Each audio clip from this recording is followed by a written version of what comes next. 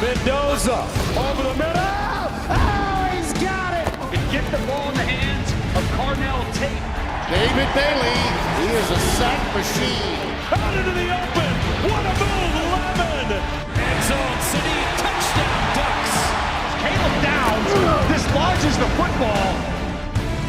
This time, he will not escape. Ballhead is still, and there he goes. Love off to the races. You know, people looking at this draft class wondering what it's going to look like. There's a lot of starters to be had deep into this draft. Mendoza diving toward the end zone. Looking long in the corner. It is intercepted. He's got it outside, and he's got another scoop in the middle, and a great catch in traffic. Man, is he dynamic. Wrapped up and thrown down by Arbel Reese. Huge smack in the backfield. And there goes Love. I'm fired up. It is a really, really good group.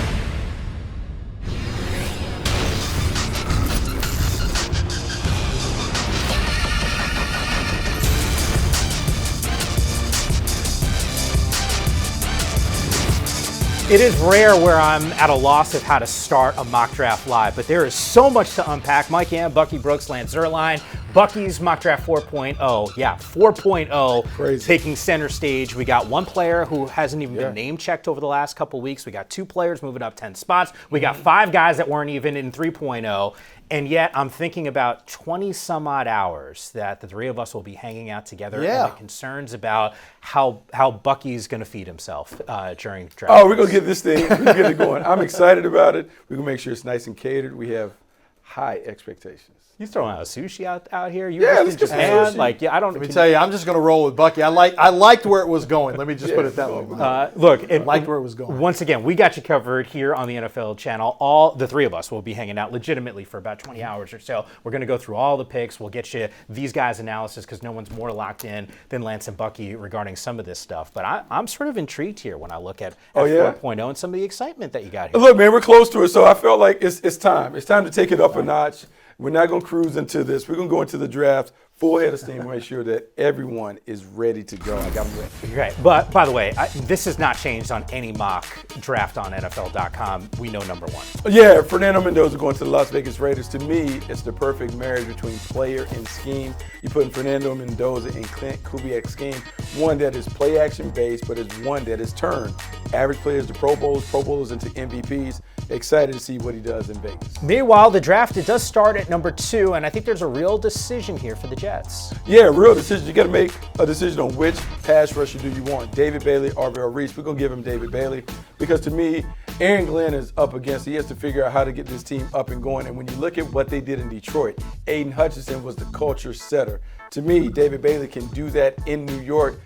Up-tempo pass rusher, energetic, fast, relentless. He is going to set the table for the rest of the defense. Yeah, the conversation we've had here on Mock Draft Live, David Bailey, the more ready to go on day number 1, or I should say week number 1. And at number 3, the Cardinals go with the guy that maybe has the higher ceiling. Yeah, higher ceiling. You talk about Arbel Reese, a unique athlete, someone that we can call a unicorn at a position, off-ball linebacker with pass rush skill. It's all new to him. So it's really important that this coaching staff has a plan for getting him better. He says that he's an edge rusher. Some may see him as an off-ball linebacker. They got to make sure they have a clear plan to get him on the field and to allow him to contribute from day one. All right, a lot of our mock drafts that we've had here on Mock Draft Live have Sonny Styles going to 5 to the New York Giants, but on your mock, you like the Titans grabbing them. Yeah, I like the Titans grabbing him because Robert Saleh just came from San Francisco where he coached one Fred Warner.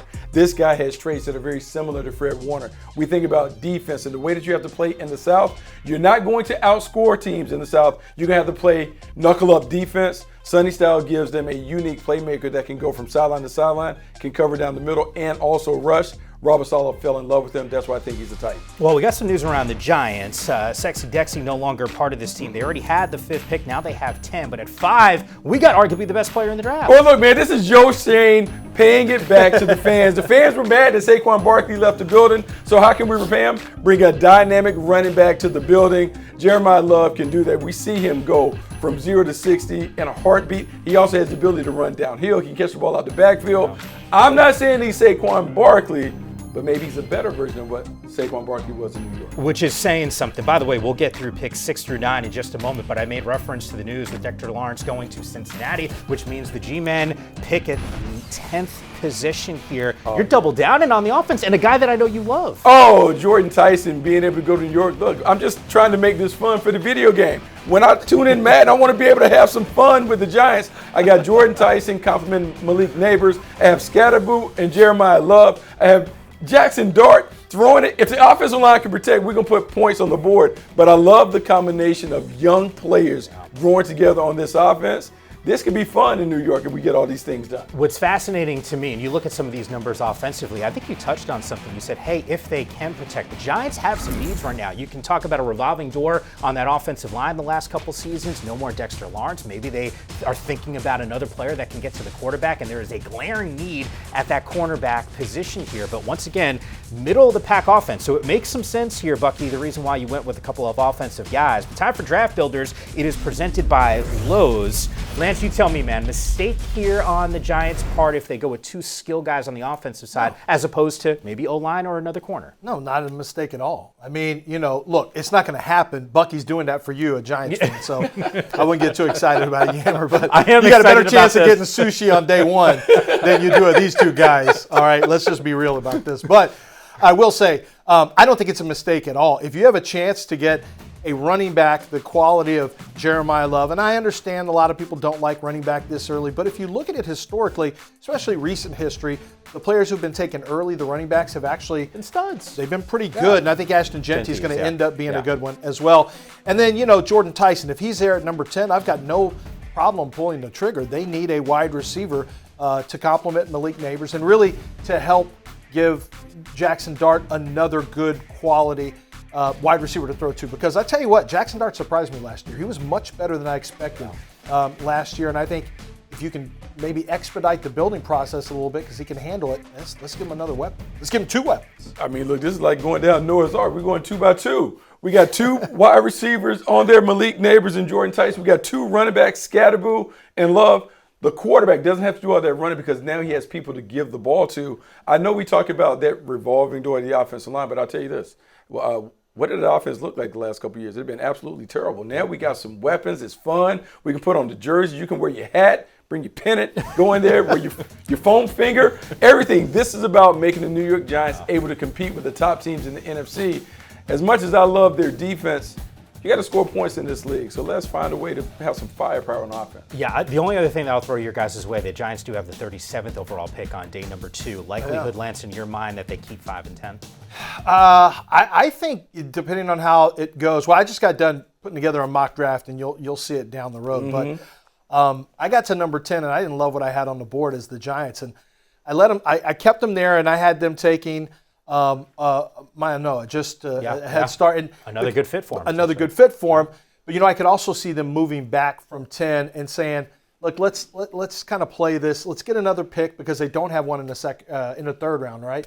So let's get another pick and let's see how it looks. But with the Giants, I think anytime that you have a chance to move back, add a little bit more firepower for a draft like this one that's not as top-heavy but has some depth at certain positions, I think you consider it. Yeah, look, I made reference to it a little bit earlier, but on a lot of our mock drafts here on Mock Draft Live, at number 5, the Giants were taking Sonny Styles. That didn't happen. You liked him going to Tennessee and not sliding here past that number 4 position. The rankings here, you look at next-gen stats. I mean, the more I listen to a lot of the experts around the NFL talk about Sonny Styles leading up to Thursday's draft, the more you start thinking to yourself, my God, there's a lot of love for this linebacker. Do you agree with that? There's a lot of love, but I would say this. Of those 5 guys on the list, he's not as accomplished as any of those guys on tape. Okay. He's a fantastic player. There's some things that we'll watch on this XO tape that makes you intrigued about putting him in the defense. But when you talk about Pat Willis and all those other guys, he's not quite there. But what he is a physical presence. He can come downhill. He can make plays on running backs. He's physical at the point of attack, and you love all those things. The speed that you see is also complemented by the physicality to get off blocks, to run it down. We think about being able to contain everything from numbers to numbers. He can do that. It's the pass rush presence that he also provides. One season that he had 2 years ago, he had 6 sacks. So he can get in there, he can blitz off the edge. There are things that you can do to unlock all the potential. Yeah. But to say he's going to be Luke Kuechly and those guys, I can't quite say it yet because the film, the production doesn't necessarily match the physical tools that he displayed at the combine. Yeah, those are facts. Bucky is 100% right. On tape, he's not that yet.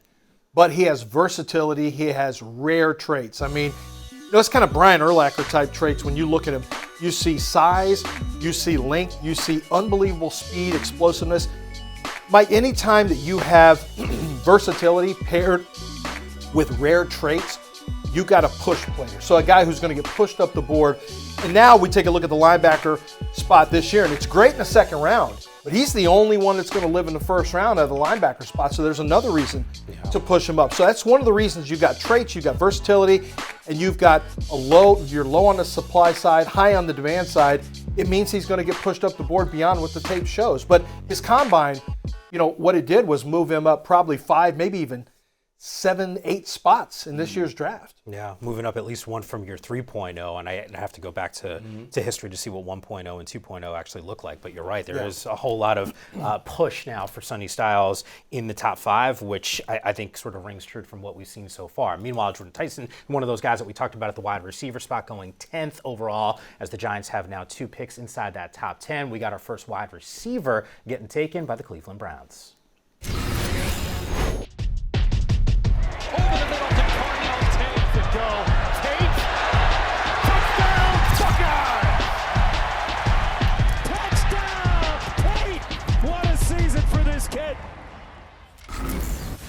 This is a team, Buck, that needs some playmakers. Cleveland Browns. Yeah, the Cleveland Browns need some playmakers. Cardinal Tate is one that can give them that. When we think about number 1 receiver, being able to win on the outside, he has that potential, even though he never played that role at Ohio State. But what he did do is he provided the big plays on the perimeter. Big play specialist can take the top off the defense, but also knows how to work at all 3 levels, underneath, intermediate, and vertical.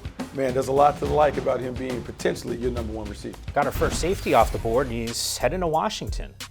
So we talk about Caleb Downs and what the Washington Commanders want to do. Not only with the uniform change, they want to bring it back. Yeah. They want to bring back the glory to Washington. The way that you do it in the DMV is to have someone that can get it done in the middle of the defense. Caleb Downs, being able to play in the box, being able to play in the deep middle, on the triangle as a slot defender. He has all those traits, and he's a high IQ player who also has great communication skills. He's not only going to get everyone lined up, he is going to be an integral part of the playmaking process in the back end. Meanwhile, at number 8, the Saints have done well recently in their drafts, this time deciding to go on the defensive side. Yeah, so when we think about Cam Jordan being potentially off the team, you need someone that can fill those shoes. And Ruben Bain is a nice clone of Cam Jordan in terms of the physical prowess that he brings on the line at the line of scrimmage. I want to put him opposite of Chase Young. Now you're talking about 2 guys that can wreck and destroy, not necessarily the lead pass rusher, but the complement that makes a lot of plays on the backside. All right, let's paint the picture and just reset for everyone. Picks 1 through 8 according to Bucky Brooks. I know we just mentioned Ruben Bain. I know there's been a lot of conversation about short arms, and yet when I go and watch what he's able to do as we kind of broke down some of that film, don't look like those arms are short. The production is certainly there for him. You tell me, Lance, does it matter in terms of some of those measurables at this spot for Ruben Bain? Yeah, I think so. I mean, look, my dad coached the line, and he told me anyone who says offensive, that arm length doesn't matter, never had to coach against another player who did have long arms. It is a disadvantage. However, I don't think it shows up as much with Ruben Bain because he's extremely powerful with the way he enters into contact. And so he's able, and he uses violent hands to club punches away. So it doesn't really show up as much for him. I think what's interesting about Bain is that he has the ability to stand up if you wanted to. Mm-hmm. He can play with his hand down and really explain. And I think that's where he's best, when he's tight to the offensive tackle and gets into him so quickly. And I know he doesn't want to do this, but he can reduce inside as well and play some 3 techniques, certainly as a rusher. So you've got someone with real versatility along the defensive front. And I know defensive coordinators love that type of matchup, a mismatch type of player with that type of power and the ability, I think, to become a really dangerous interior rusher. Man, you talk about being dangerous. What I love about him is not only the tools that he brings, is how hard he plays. If you want a defense that is a hard-playing defense, you got to get guys that play with this kind of effort, fanatical effort, great toughness.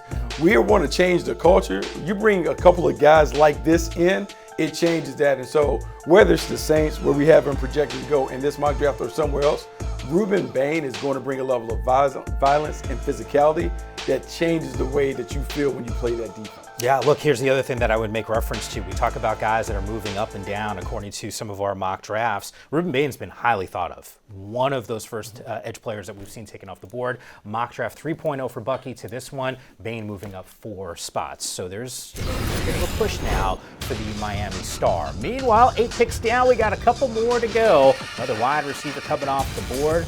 Malachi Lemon. Where is he going to land? The answer to that is coming up.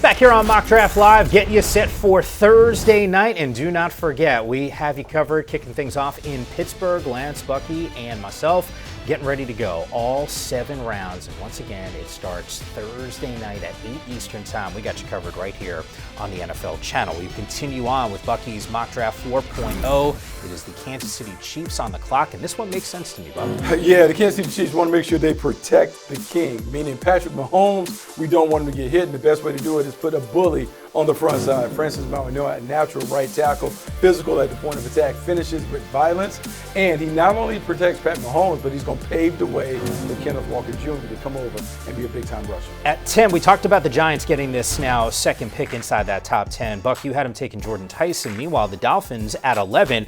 I thought the link could have been in play for the G-Men too. Yeah, he could be in play. This is a big-time cornerback. So put him in Miami. Jeff Hafley wants to play a vision and break defense with the corners, eyes on the quarterback, making plays on the ball. As we think about tips and overthrows and interceptions, this guy, Delane's ball skills, his instincts, his awareness, top-notch.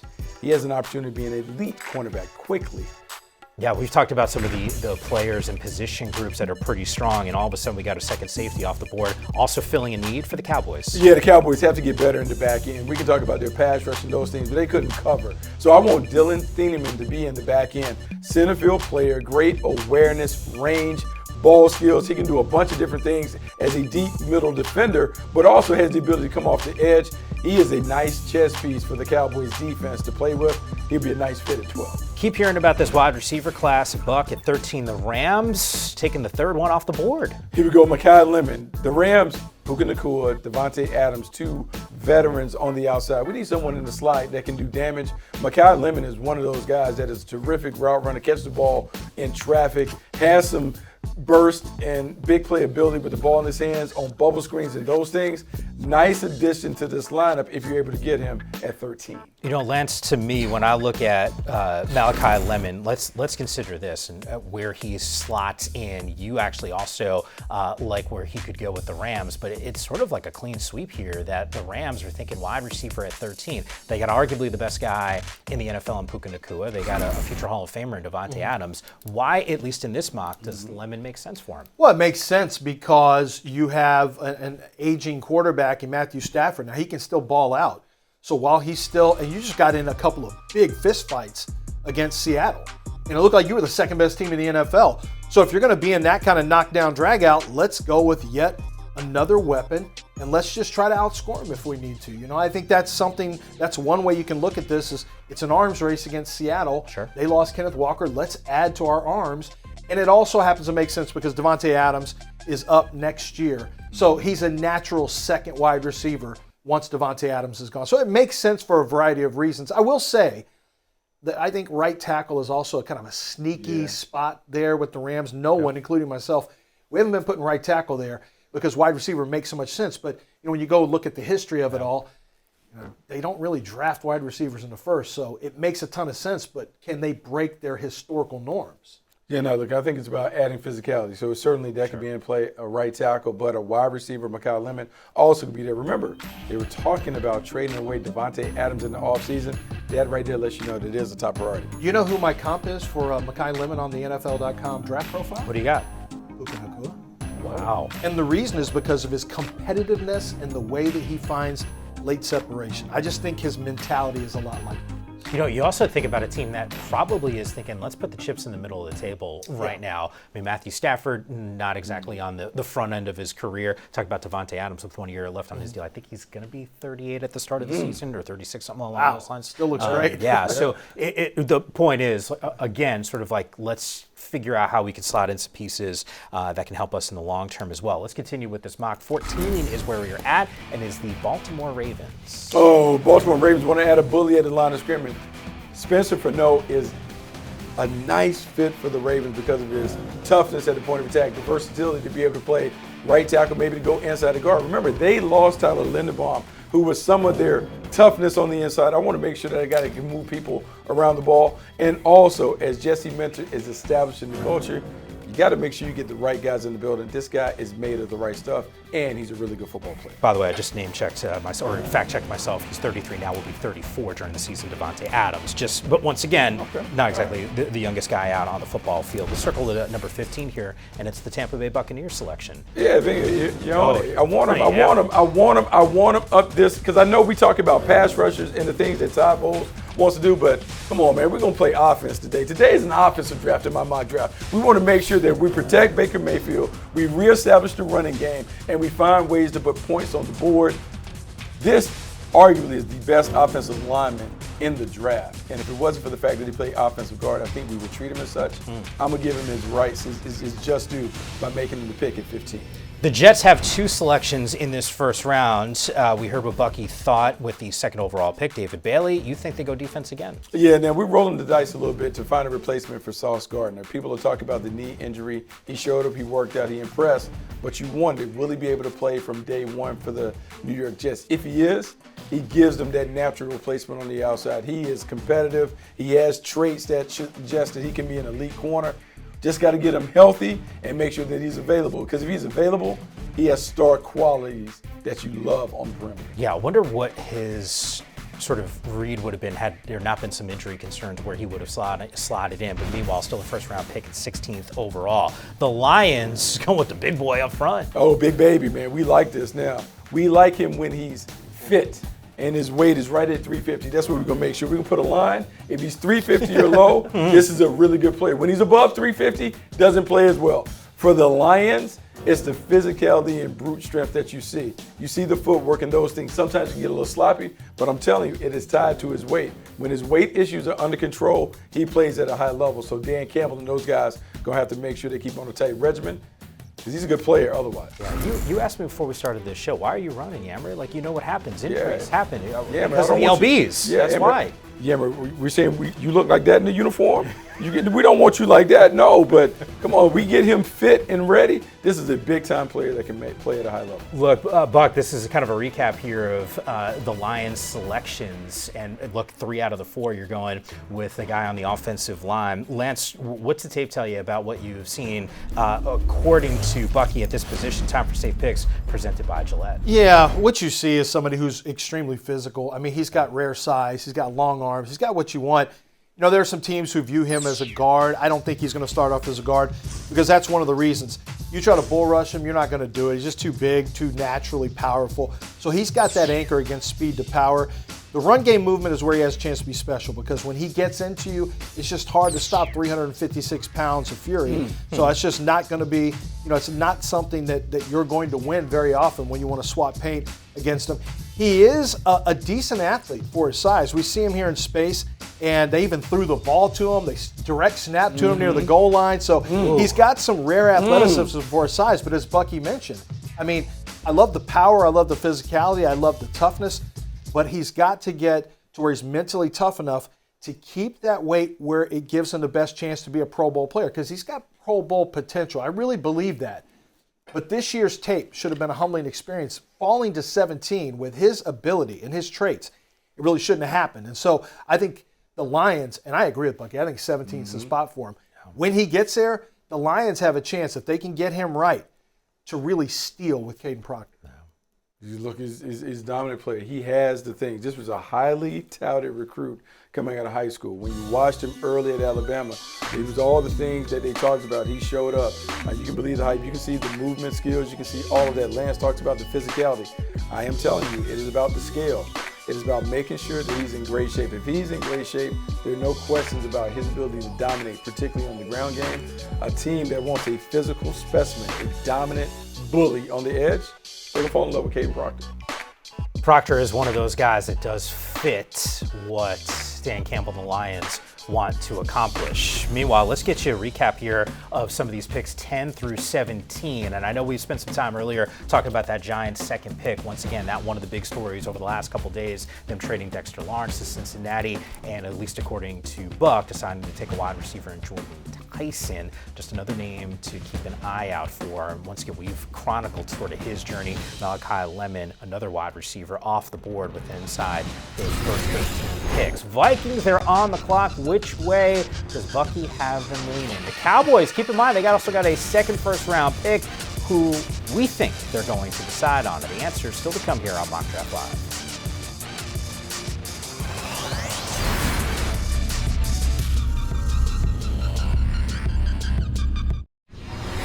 Back here on Mock Draft Live, along with Lance Erline, Mike Am with you. We are going through Bucky Brooks's Mock Draft 4.0. Peter Woods officially off the board, going 18 to the Vikings. One of the more talented interior defenders that you will find. This guy is big, fast, and physical, has quick hands, plays with violence at the point of attack, and he has the ability to be a disruptive force. You haven't seen it consistently during his time, but the flashes stand out.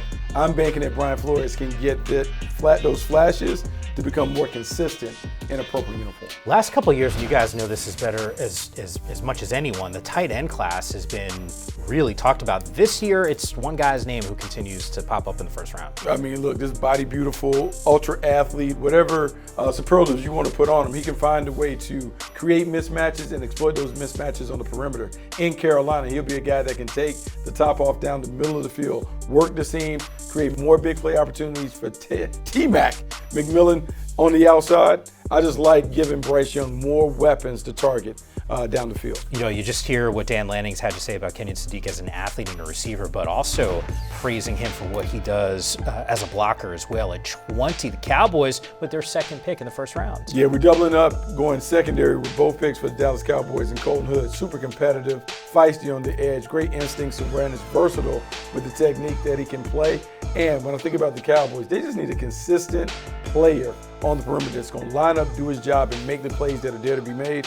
Colton Hood does that about as well as anybody in this draft. You know, round one, day one, actually all the rounds will emanate from Pittsburgh and the Steelers at 21. I got to imagine with this pick, it'll be the loudest cheer we hear on day one. Oh, you absolutely going to have a ton of fun cheering EMW. Got a safety coming on. I want to put him right behind Jalen Branson to let him learn, to let him understand how to make plays at the highest level. This is a guy that can play in the deep middle, but he also comes down around the box, and he has not found a hit stick button that he doesn't like. He doesn't mind being the enforcer. He makes those receivers pay taxes for crossing the middle of the field.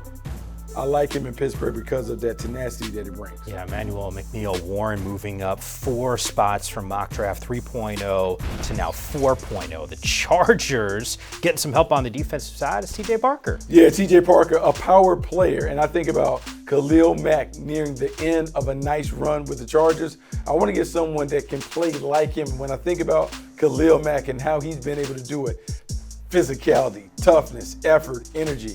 TJ Parker, when he's locked and loaded, that's what he brings. All right, let's take a closer look at the picks here. That's 18 through 24. I know we didn't name check Monroe Freeling, the big fella out of Georgia. Caleb Lomu, by the way, a lot of buzz around him on that offensive line coming out of Utah. Should be noted, Peter Woods, Kenyon Sadiq from mock draft 3.0 to 4.0. Both of those guys moving up 10 spots according to Bucky Brooks. So a nice little push here. Let's circle back though, Lance, on Woods.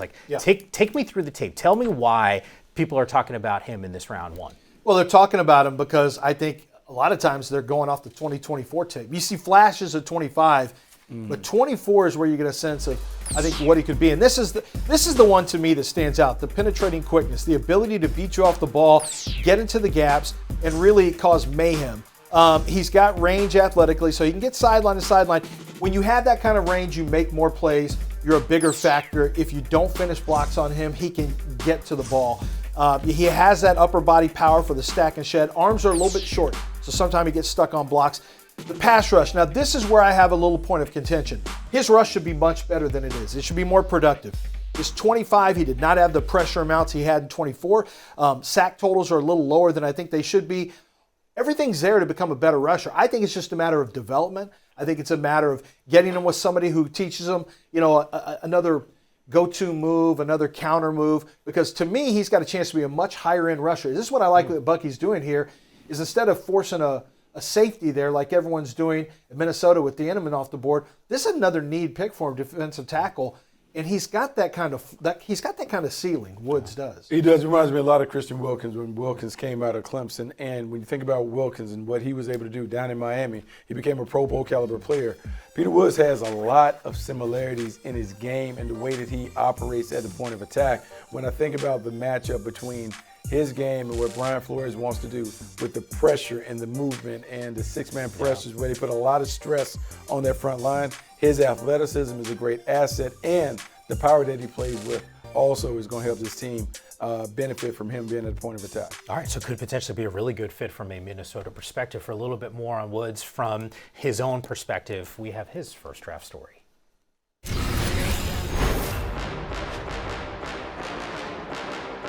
Peter Woods.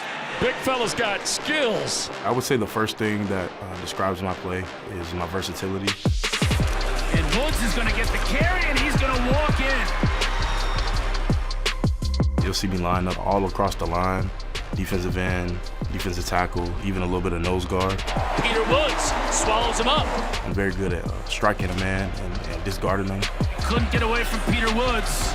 I'm a great teammate. I'm a leader on and off the field. I think that seeps onto the field, and you see that with the chemistry that I play with my teammates. Peter Woods, defensive line, Clemson University. My family is the reason that I get up every morning and want to go get it. The sacrifices that they've made just to allow me to be here. So this tattoo here is a portrait of me and my dad, and he did an amazing job. Portrait is almost just as good as the picture looks.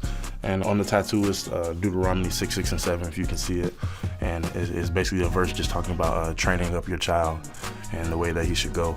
But that's just paying homage to my dad, instilling all these factors in me that's made me such a great man this far in my career and this far in life.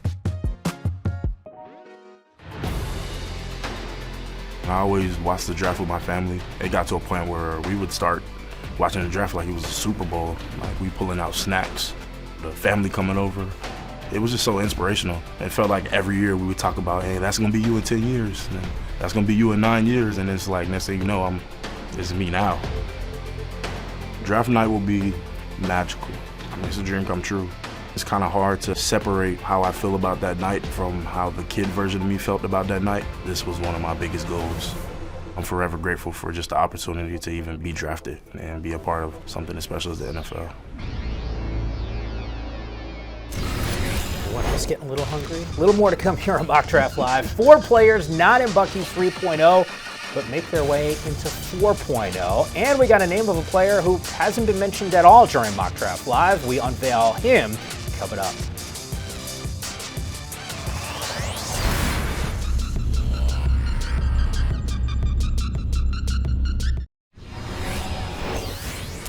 Couldn't be more excited to kick things off on Thursday. The NFL Draft heading back to Pittsburgh for the first time since 1948. Let's go. 2026 NFL Draft presented by Bud Light, powered by Verizon, live on NFL Network, ABC, ESPN. It starts on Thursday, and of course, the 3 of us will take you through all 7 rounds right here on the NFL channel. You can only run away from Akeem Mesidor for so long. This time, he will not escape. Akeem Mesidor with an edge rush and a sack. A lot of positivity coming off a good season for Chicago. They're helping themselves out here. They're absolutely helping themselves out, man. You talk about just the energy and the competitive stamina that this guy plays with. Yeah, I heard this guy swims a mile a day. That's 60 laps in the pool, Yammer. So if you think about having that kind of endurance and what you're going to bring to the field, that energy, that relentlessness, whoo! In Chicago, that plays well because he helps them on the front line create more pass rush. That means more turnovers, and we've seen when the Bears hit turnovers, a lot of points on the board from their offense. You know, it's sort of interesting here, Buck, mock draft 3.0 to this 4.0. Mesidor moving down 8 spots for you, but you got a player that rose 5 spots and he's heading to Buffalo. Man, this is an interesting player, maybe a bit of a polarizing player, because when you talk about Keldrick Fall, you talk about someone that is physical at the point of attack against the run, chases it down, reminds me a lot of how Jadeveon Clowney played against the run game, but he's unpolished as a pass rusher. So what do you do with a big fella like that? You put him in there, you let him go hunt the ball carries, and you hope that he can develop as a pass rusher. Meanwhile, back-to-back picks here at 27 and 28, where we're talking about 2 guys that weren't in your last mock. Let's start with Denzel Boston, the wide receiver. Yeah, big body pass catcher. So here's what I'm thinking about. I'm thinking about a job shadow program in San Francisco where you have Mike Evans as the starter, and they got Denzel Boston serving as the apprentice. He gets to see the future Hall of Famer work, take some of that, then he becomes the #1 pass catcher in San Francisco. That's how we're thinking if you're Kyle Shanahan and John Lynch. Let's take a closer look at what the Niners are projected to do according to our mocks on NFL.com. And you can see, generally speaking, a heavy dose of some guys that can help out their quarterback in Brock Purdy. Nick Shook going with Kendrick Falk, who's you name-checked in a previous pick, the one right before. So at least in terms of sliding these guys, it's sort of fascinating to me because Boston's a name, Lance, where we've done some mock drafts, don't see him there. We got other ones that have him in the first round. Take me through this tape. Tell me why you think that this potentially is a good fit in San Francisco. I think it's a great fit, and I think Bucky laid out the fact that, you know, his game is similar. He's not as fast as Mike Evans, but it's very similar. Bucky, you're in L.A. I know you remember Big Smooth. Oh, you remember Big Smooth. Big Smooth. Well, this guy's Big Smooth Part 2, and that's one of the things. Look, it's not the quickest whip route, but he can run it. Can he get downfield? Yes, he can. But this is the thing. He can stack press coverage once he beats it. And then once the ball's up, he's got unbelievably strong hands. He's a tremendous ball tracker. And there's a real separator, Mike, when you have a guy who has the ability to dominate the airspace and create late separation and then win with strong hands when it's time for the third phase, the catch phase of a pass snap. It's like that's the difference between turning, throws, fades into touchdowns or having it batted away. Like, he can finish the job when the ball goes up. And you want those finishers, Bucky. That's what you got to have, finishers. Yeah, the ball skills are important. Hand-eye coordination, he does that. And when we talk about just that program, being able to model the behavior of Mike Evans, how Mike Evans has dominated for a decade in this league, I would love to put him back there and let him watch. And the thing that is the tipping point in terms of hearing John Lynch and Kyle Shanahan talking about wanting grown-ups in that wide receiver room. And when you think about Washington and the wide receivers they produce, they've all have been pros. Yeah. Not only in the way they perform, but the way they handle themselves. I want to put him in San Francisco so we can move beyond the Brandon Ayuk era. Yeah, Lance, I apologize, man, because sometimes the references I pride myself on understanding. Big Smooth, I think Sam Perkins. Yeah. That's right. Yeah. Oh, okay, cool. All right. I didn't know if there was a football reference in there. I knew the Carolina thing. I just wanted to make sure I was piecing everything with together. The Lake Show and UNC. Okay, yeah. Big Smooth. Yeah, all right. I just wanted to make sure we're on the same page. There. You like that? You like that? So I would have been disappointed because I didn't know the football reference when it was there. And I was immediately thinking about basketball. I crossed the stream. Yeah, no. But the Carolina connection definitely makes some sense there. Let's continue with our mock draft. I made reference to the fact that you had 2 guys that weren't in your last mock. Boston, we just talked about, but the Texans, Chase Pizantis at 28. You like him? Oh, quick set master. There's no one that quick sets better than this dude when he faces someone at the point of attack. He gets his hands on you right away. And I think about H-Town and what they need to get done. A lot of pressure on C.J. Stroud. So now you want to protect C.J. Stroud to see what you really have, because as they're doling out those big contracts, they need to make sure they got the franchise quarterback they want. I want Pizantis there not only to protect him, but to set up the run game, because this is about finding if C.J. Stroud is the guy to go forward for that franchise. Yeah, keep in mind the Kansas City Chiefs, 2 picks in the first round at 9 and here at 29, and you think they're going with the big bodies. Experience, expert at playing on the right side of the line. This is guys that I call him. He's the skip pull master. If you watch his tape, all you're going to see is a little skip pull yammer. You watch him enough, you're going to be dancing like he's dancing on the field at the point of attack. Gets around it, very experienced, technically savvy. Maybe not the best athlete, but one of the best players that you'll find at that position. We got a new name here, and it comes at selection number 30, the Miami Dolphins. Emmanuel Pregnon. Makes sense, at least to you, Bucky. Explain what you see on tape. Look, man, there's a time and a place where sometimes you just got to take a grown man in the phone booth and only one guy's going to come out. And Emmanuel Pregnon does that over and over again. He's the master of winning Fight Club. He's going to turn every situation at the point of attack into a fight, and he wins all the time. I'm thinking in Miami, where we want to pride ourselves in being physical, you bring a bully at the line of scrimmage that is able to get it done. Pregnon does that. All right, we close out round number one with two guys that weren't in your last mock. At 31, the Patriots, Max Ahanachor, another guy. We saw actually him and Vrabel kind of going at it in a good way, just on the on his pro day. Yeah, you saw him testing his core strength, as Lance alludes to, and this is what you want to find out. How quickly can we get him up to speed? This someone didn't play in high school. He's still learning the game, but he has come on like gangbusters. When you think about a team that already has Morgan Moses in place, you got a year to redshirt him, and then in 2027, we would expect him to be our starting right now. We bookend our mock drafts pretty much the same exact way every week, no matter who does them. Number 1, Fernando Mendoza, and then at 32, Shadarian Price. I think we just want to get him in because we feel like he has first-round talent, he has big-time ability, and he played behind Jeremiah Love, so you don't want to penalize him for that. But when you watch him play, big, fast, physical, can get downhill. Then you see him in the kick game when he's able to take 2 kickoffs back, one versus Purdue, another one I think versus USC. You just see the 0 to 60 speed and the quickness and explosiveness. He's a talented back. He's a natural RB1. Just want to see him get a shot somewhere in the league. Yeah, it kind of feels like it just makes sense from a Seattle perspective. And then, there's some buzz. Maybe we see some of these teams as you look at 25 through 32 that don't even sit with their current pick. You got to imagine there's going to be some movement here. One team that I would just circle in that regard, the Kansas City Chiefs, who once again have 2 picks in the first round. Their their third overall pick is 40th on day number 2. It feels like there's some good capital here. Maybe they decide to go and make a move here. But Pregnon, once again, a name that we haven't heard here on Mock Draft Live. And I know you've done a write-up on this. Oh, yeah. What does the write-up say? I love Emmanuel Pregnon. I mean, look, very few guards actually move people off the ball. A lot of times it's stalemates. Bucky talks about moving the furniture. He can move the furniture. It's not a problem for him. He is big. He is physical. He's 24 years old. This is a grown man, and he plays like a grown man. Very, very physical at the point of the attack. I like the fact that in pass pro he gets wide. You see him widen out the base and turns into a mountainous man that's tough to get around. But ultimately, what you want is to have somebody who's physical and a tone setter. And I think that's what he does, maybe better than any guard in this draft. Look, Bucky just put together one of the most beautiful mock drafts that I've ever seen. It had 6 offensive tackles. It had 3 guards, 9 players. More than 25% of Bucky's draft was offensive linemen. That's one of the most beautiful drafts that you can put together.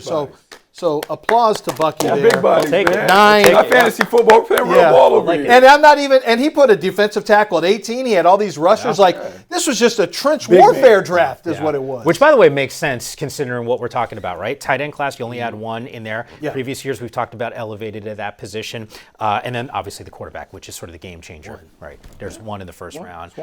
Ty Simpson's name, I know, has popped up a little bit. Any team moved up, you think, into round number 1 to go and grab him? It could. Okay. I think it's definitely possible. Arizona, maybe the Jets, if they want to buy a 5th-year option on him, basically. So yeah, I think it's in play. God, it's going to be a lot of fun Thursday. Once again, going through all of the picks on night number 1. In fact, over the course of the 3 days, we got you covered here on the NFL channel. Meanwhile, there's some players that Buck had in round number 1. Maybe they go higher than even Bucky thinks. We'll examine that group and tell you who could potentially be on the move into even a better position.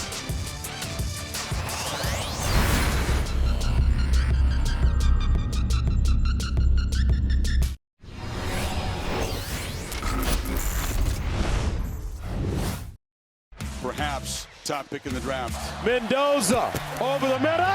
Oh, he's got it. That's why he won the Heisman Trophy. Jeremiah Love. Love's going to get it again, straight ahead, and there goes Love. Jeremiah Love, full head of steam, and there he goes. Love off to the races. Ruben Bain Jr. Pocket collapses. There was Ruben Bain creating havoc. This Miami defense led by that man, Ruben Bain Jr. Tate, touchdown! Tater! Over the middle to Carnell Tate. Tate, touchdown, Buckeye! What a season for this kid! We are absolutely fired up. We got you covered Thursday, night number 1 of the NFL draft. And Here's a couple of the notable picks according to Bucky Brooks. By the way, the entire mock, you can catch it over on NFL.com. This is Mock Draft 4.0. It should be noted, the big news, you can see those picks at 5 and 10 for the New York Giants, an opportunity to really bolster their offense with Jeremiah Love and Jordan Tyson.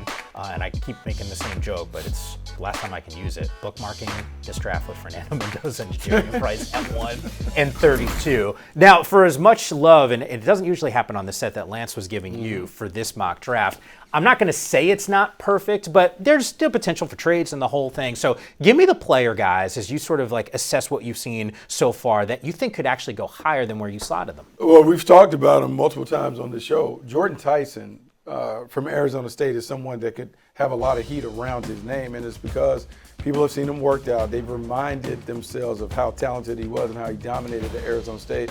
Ball catcher, natural number 1, and you just see how easy it is. There's some people that are intrigued by what he could become in the next level.